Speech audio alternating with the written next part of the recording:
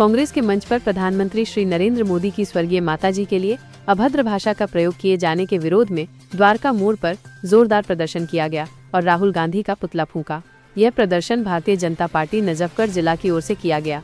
जिला अध्यक्ष राज शर्मा के नेतृत्व में कई विधायकों के साथ साथ बड़ी संख्या में कार्यकर्ताओं ने कांग्रेस के खिलाफ नारेबाजी करते हुए आक्रोश जताया।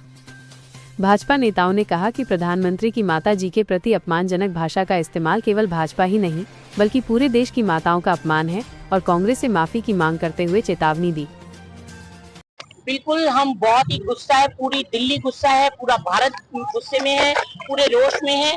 बहुत ही आक्रोश वाला हमारा प्रदर्शन था।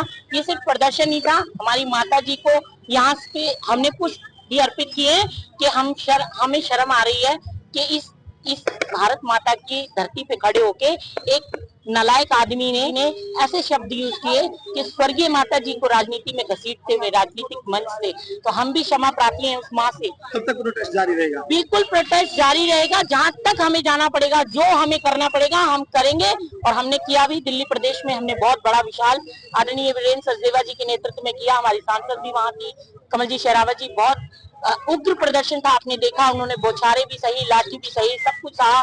हमने गिरफ्तारी भी दी और हम जेलों में बंद होने के लिए तैयार हैं, हम मरने के लिए तैयार हैं, अपनी जान देने के लिए तैयार हैं, लेकिन उनका इस्तीफा और उनकी माफी लेकर रहेंगे। यह प्रदर्शन कांग्रेस पार्टी और आरजेडी उनके नेताओं की मानसिकता को दिखाता है कि किस प्रकार की घटिया राजनीति करने पे उतर गए हैं। क्योंकि ये अपमान माननीय प्रधानमंत्री जी का नहीं, ये अपमान माननीय प्रधानमंत्री जी की माता का नहीं, ये अपमान उस मातृशक्ति का है और उस प्रधानमंत्री जी का है जो 140 करोड़ लोगों का नेतृत्व करते हैं। क्योंकि एक तरफ एक हमारे प्रधानमंत्री जी जो दिन रात सेवा कर्मो धर्मा उस मंत्र को नापते हुए घर घर जाके लोगों की सेवा में लगे हुए हैं और उनका अपमान इस तरह की घटिया राजनीति गाली गलौज से, उसी के विरोध में हम यहाँ पर खड़े हुए हैं कि ये प्रदर्शन अब रुकेगा नहीं, हर घर तक जाएगा और जब तक वो माफी नहीं मांगेंगे तब तक ये प्रदर्शन जारी रहेगा। भारत माता की जय। सबसे पहले मैं माँ को प्रणाम करूंगी जिस धरती माँ है, और यहाँ पर हम सारी नारी शक्तियाँ पूरे पश्चिमी जिले से और कहीं कहीं दूर दूर से भी काफी नारी शक्तियां इकट्ठी हुई हैं। राज शर्मा जी के नेतृत्व में यहाँ पे हमारे क्षेत्र के एमएलए, हमारे निगम पार्षद और काफी हमारी सांसद भी मौजूद रही हैं और काफी लोग आए हैं यहाँ पर। और सिर्फ इसलिए कि क्योंकि नारी शक्ति का अपमान हुआ है।